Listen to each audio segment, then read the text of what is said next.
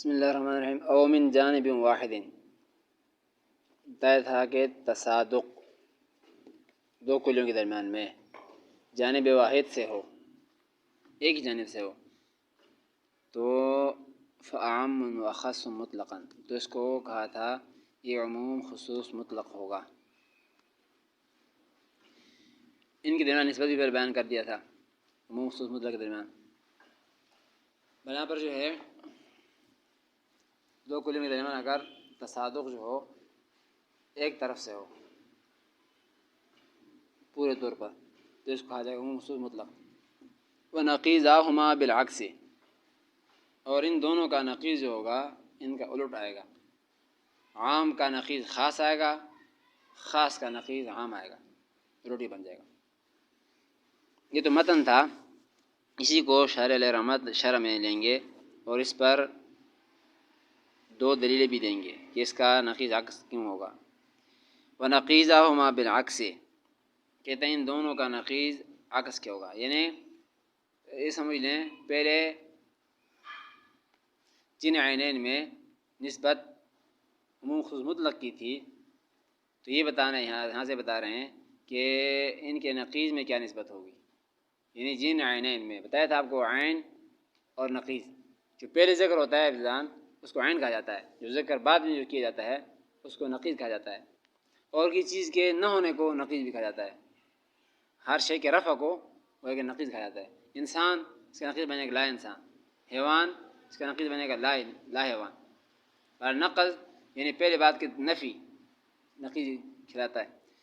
بارہ بتا رہے ہیں کہ عینین میں یعنی پہلے دو جملوں میں عینین میں جن عینین میں نسبت تھی عموم خصوص مطلق کی، تو ان عینین کے نقیض اب کیا آئے گا. یعنی ثانیاً اس کو ہم جب بنائیں گے تو نقیض کے طور پر، تو ان کا نقیض کیا آئے گا. یعنی پہلے دو عین تھے، عینین دو جملے تھے پہلے والے، ان میں اگر نسبت تھی عموم خصوص مطلق کی، تو ان کے نقیضوں میں نسبت کیا ہوگی. تو یہ بتاتے ہیں کہ ان کے نقیضوں میں بھی نسبت عموم خصوص مطلق کی ہوگی، لیکن فرق کے ساتھ. عام کے نقیض خاص آئے گی اور خاص کی نقیض عام آ جائے گی. یہ بتا رہے ہیں نقیضہما بالعکس اے نقیض العام والاخص مطلقا، کہتے ہیں عموم خصوص مطلق کی نقیض عام و اخص مطلقا، وہی نسبت آئی. یعنی جو عینین میں نسبت تھی وہ نقیض میں بھی آئے گی. عموم خصوص مطلق پہلے عین میں یہ تھا تو نقیض میں بھی عموم خصوص مطلق ہی ہوگا، لیکن صرف اس فرق کے ساتھ. لیکن بعکس العینین، لیکن عینین کے عکس کے ساتھ ہوگا. یعنی عام کی نقیض اخص آئے گی، اخص کی نقیض عام آئے گی. باقی اس میں نسبت وہی ہوگی عموم خصوص مطلق والی، لیکن صرف چینجنگ ہوگی. پہلے عام تھا تو نقیض اس کی خاص آئے گی، پہلے خاص تھا تو نقیض عام آ جائے گی. یعنی اخص کی نقیض عام، عام کی نقیض اخص. کہتے ہیں کہ نقیض بھی ان کا وہی ہوگا لیکن بالعکس العینین، لیکن عینین کے عکس کے ساتھ ہوگا. اب عینین کے عکس کیا ہے تفصیل بتا رہے ہیں، کیا تفصیلی ہے.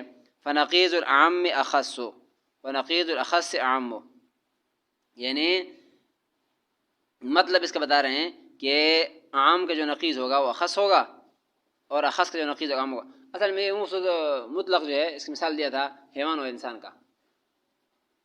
اب ایک جانب واحد سے پورا صادق آ رہا ہے، دوسرے جانب سے پورا صادق نہیں آتا. یعنی جو بھی حیوان ہوگا انسان تو لازمی ہوگا، لیکن جو بھی انسان ہوگا حیوان ہونا اس کا ضروری ہے، لیکن ہر حیوان کا انسان ہونا ضروری نہیں ہے.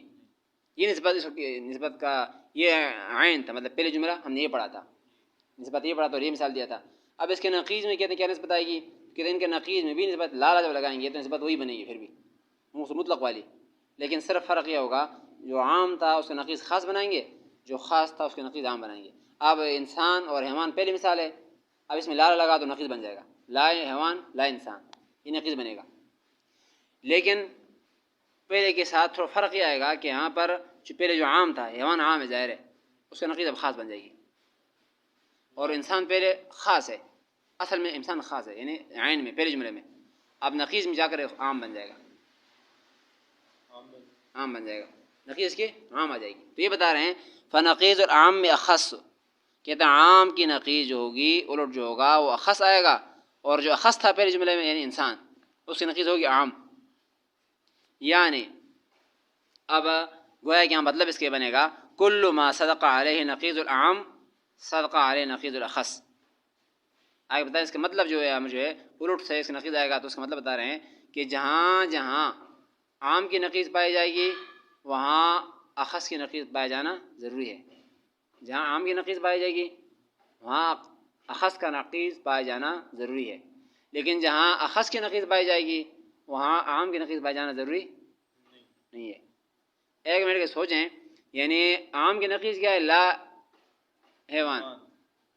اب لا حیوان جب کہیں گے تو لا انسان ضرور ہوگا. پھر ہم کہیں گے یہ لا حیوان ہے، یہ کتاب لا حیوان ہے، تو پھر لا انسان بھی تو ہوگا. یہ تو نہیں ہو سکتا کہ لا حیوان ہے لیکن انسان ہے، یہ پھر نہیں ہوگا. یعنی جو نقیض عام کا بن رہا ہے، جہاں عام کا نقیض صادق آئے گا وہاں اس چیز پر اخص نقیض بھی لازم صادق آئے گی.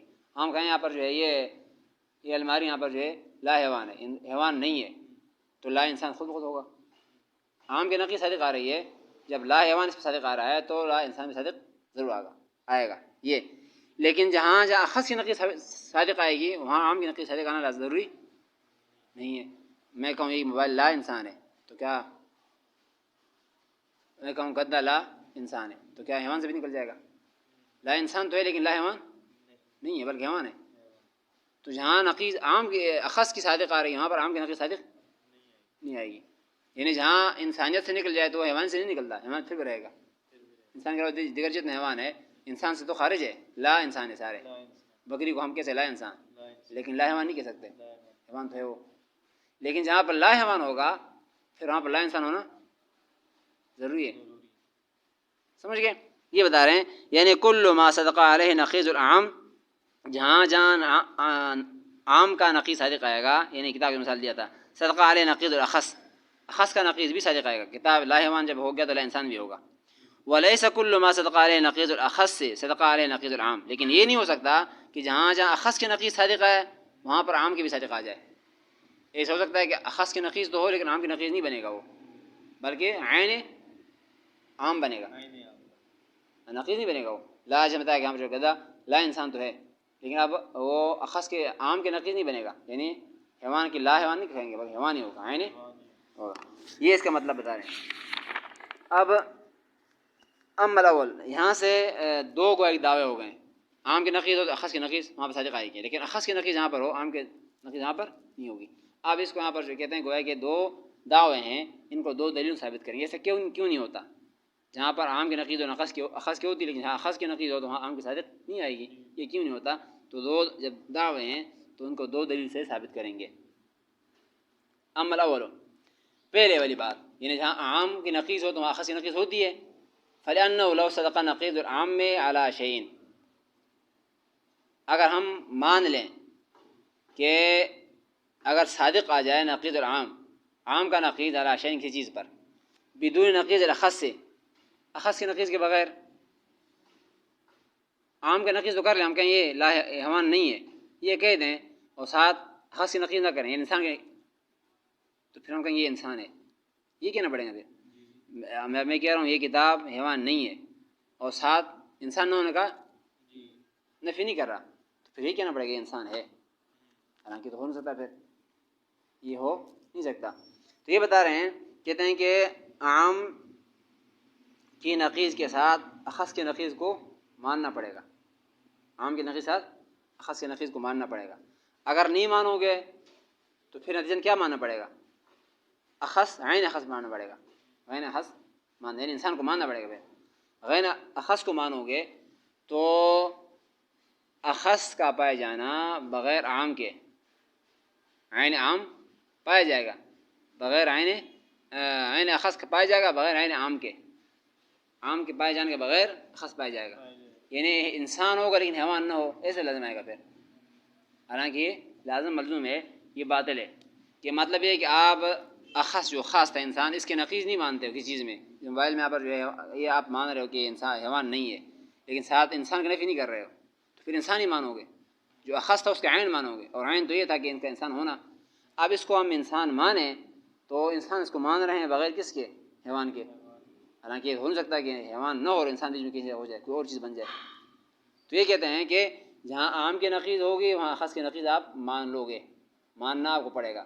نہیں مانو گے تو پھر آپ عین اخص کو مانو گے، اور غیر اخص مانو گے تو غیر عین اخص لازم آئے گا بغیر عین عام کے، جو کہ باطل ہے۔ لہذا جو بات مستلزم ہو باطل کو خود باطل ہوتی ہے، اس کے ماننے سے ہمیں کیوں خرابی آتی ہے؟ دوسرے کو ماننا پڑتا ہے، اس کے بغیر اس کو ماننا پڑتا ہے۔ تو یہ گویا کہ یہ بات ہمارا اس کے نقیض کو نہ ماننا، اس سے خرابی آ گئی۔ تو یہ نقیض نہ ماننے سے بھی اتنی خرابی بنتی ہے، یہ باطل کو مستلزم ہے تو لہٰذا یہ نقیض نہ ماننا بھی باطل ہے۔ لہٰذا نقیض ماننے کے بعد ختم ہو جائے گا، جہاں لا حیوان ہو تو لا انسان بھی کہہ دیں تو بات ہی ختم ہو جائے گی۔ تو پہلے دعوے پر دلیل دی ہے کہ فلان صدقہ نقیض عام، کہیں پر کسی چیز بنا پر جیسے کتاب مثال دی ہے عام کے نقیض تو آ جائے بدون نقیض خاص، خاص کے نقیض کے بغیر ہو تو لیصدق مع عین الخص، پھر عین اخص ماننا پڑے گا۔ عین اخص جب عین اخص مانیں گے، ہم اس کو انسان مانتے ہیں، فیصدق عین الخص بدون عین عام، پھر انسان مانیں گے۔ اور حیوان تو پہلے نفی کیا ہم نے، حیوان کا نفی تو پہلے کی ہے۔ پہلے بات یہ آپ جب یہاں پر جو ہے آپ اس کو نقیض نہیں مانتے ہو تو عین مانو گے، عین کے بھی انکار کرو گے تو ارتفاع نقیضین ہے، تو ہو نہیں سکتا کیا یہ انسان بھی نہیں، غیر انسان بھی نہیں، کچھ بھی نہیں ہے، یہ تو ہو نہیں سکتا۔ پھر انسان ماننا پڑے گا، انسان مانو گے، یہاں پر جو ہے وہ عام کے بغیر اس کو مان رہے ہو، لہٰذا یہاں پر جو ہے وہ بات جا کر خرابی تک پہنچتی ہے۔ کہتے ہیں کہ بدون عام میں وہذا خلف، یہ خلاف مفروض ہے اور باطل کو مستلزم ہے۔ جو چیز خلاف مفروض ہو، باطل کو مستلزم ہو، اس کو شروع سے ہی چھوڑنا پڑتا ہے۔ شروع سے چھوڑیں گے تو خرابی کہاں سے بن گئی تھی کہ نقیض نہ ماننے کی صورت میں، لہٰذا یہ اخص کے نقیض کو ہم عام کے نقیض ساتھ مانیں گے، اور جب اخص کے نقیض کو عام کے نقیض ساتھ مانیں گے تو یہ خود بخود بن جائے گا عموم خصوص مطلق۔ یہاں سے بات شروع ہوئی۔ کہتے ہیں کہ مثال کے طور پر لو صدق لا حیوان علی شیء، جیسے مثال دی ہے کہ موبائل کی کتاب کا، کہ اگر لا حیوان صادق آ جائے کسی چیز پر، یہ کتاب پر آگے صادق بدون لا انسان، لا انسان کے بغیر، لا انسان کو نہیں مان رہے لیکن لا حیوان مان رہے ہیں، لا صدق علیہ الانسان عینہ، تو پھر عین اس کو انسان کہیں گے۔ ویمتنع ہناک صدق الحیوان لاستحاط، اور اس پر یہاں پر حیوان کا صدق آنا، کیونکہ اب حیوان کا صادق اس پر نہیں آ سکتا، حیوان تو پہلے نفی ہو گئے، تو لاستحالت اجتماعی نقیضین، کیونکہ اجتماعی نقیضین محال ہے، اجتماعی نقیضین محال ہے، دو نقیض تھے، اس کو ہم کہیں گے حیوان ہے، یہ انسان ہے لیکن حیوان نہیں ہے، حیوان تو پہلے نفی ہو گیا تھا اس کا، لا حیوان پہلے کہہ دیا تھا، اب انسان اس کو مانیں گے حیوان کے بغیر۔ آپ ساتھ اگر آپ کہتے نہیں ہم اس کو حیوان بھی مانتے ہیں، پھر تو اجتماعی نقیضین ہو گئے، نقیضین ختم ہو گئے، پھر وہ بات پہلے پہ آ گئی، انسان مانا اور اسے حیوان بھی مان لیا، پھر نقیض والی بات تو ہم نے بات کرنی نقیض پہ، عین جملے پہ بات نہیں کرنی، وہ تو پہلے ہو گیا تھا۔ یہاں پر کہتے ہیں کہ واپس ہوتے ہوتے آپ لا انسان نہ مانو، پھر لا حیوان بھی نہ مانو، پھر تو وہ اصلی بات پہ آ گئی جو ایجاب میں تھا پہلے، لہٰذا یہاں پر جو اجتماع نقیضین ہو جائے گا جو کہ منع ہے۔ فیصدق الانسان بدون حیوان، لہٰذا نتیجہ نکلے گا انسان صادق آئے گا بغیر حیوان کے، اور جو کہ باطل ہے، لہٰذا یہاں پر جو ہے یہ پہلے دعویٰ جو کیا تھا اس پر دلیل ہو گیا کہ عام کی نقیض اخص کی نقیض ہوگی، یعنی جو نقیض عام کی ہے وہ اخص کی بھی نقیض ہوگی۔ اور دوسری بات بتایا تھا کہ یہاں پر جو ہے جو اخص کی نقیض ہوگی وہ عام کی نقیض نہیں ہو سکتی، جہاں پر لا انسان ہو تو لازمی نہیں کہ وہ لا حیوان بھی ہو، باقی حیوانات ہو سکتے ہیں، لا انسان تو بہت سارے حیوانات ایسے ہیں لا انسان ہے لیکن وہ حیوان ہے پھر بھی، تو مطلب یہ ہوگا کہ جہاں عام اخص کی نقیض صادق ہے وہاں پر عام کی نقیض صادق نہیں آئے گی۔ اما الثانی فإنه بعد ما ثبت ان كل نقیض، کہتے ہیں کہ دوسرے کے یہاں پر دلیل یہ ہے کہ فلأنه، اس وجہ سے کہ بعد ما ثبت، یہ بات پھر ثابت ہو چکی ہے، ان كل نقیض عام میں نقیض الاخص سے، جو عام کے نقیض ہوگا وہ اخص کا نقیض ہے، پہلے ہم نے مان لیا یہ پہلے جملے ہو گئے۔ لو كان كل نقیض الاخص سے نقیض العام میں، اب اس کو الٹ کر دیں کہ ہر اخص کا نقیض عام کا بھی نقیض ہے، فکان نقیضان متساویان، پھر دو نقیض برابر ہو جائیں گے جانبین سوکان، جو عام کے نقیض ہے وہ اخص کے نقیض ہے، یہ تو پہلے ہو گیا تھا، اب کہیں جو اخص کے نقیض وہ عام کے نقیض ہے تو جانبین برابر ہو گئے دونوں، اور یہ تو متساوی بن جائے گا جملہ، حالانکہ ہم نے متساوی نہیں بنانا، ہم نے مخصوص نہیں ہو جائے، ایک طرف صادق ہے دوسری طرف صادق نہ ہے، سمجھ گئے؟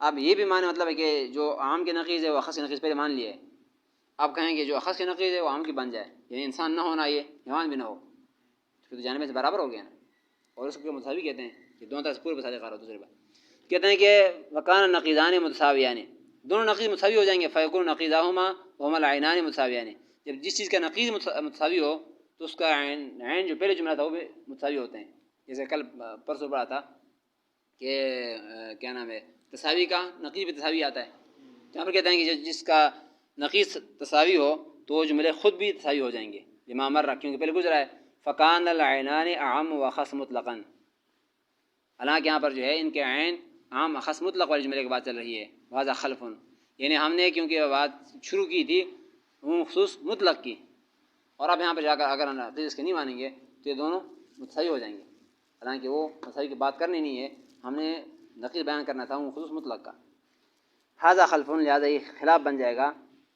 جب خلاف بن جائے گا تو ہمیں ماننا پڑے گا کہ جو اخص کے نقیض ہوگا وہ عام کے نقیض نہیں ہو سکتا. جہاں پر نفی کریں گے تو پھر عموم خصوص مطلق بن جائے گا، ایک طرف سے صادق آ رہا ہے دوسری طرف صادق نہیں آ رہا. آخر دعوانا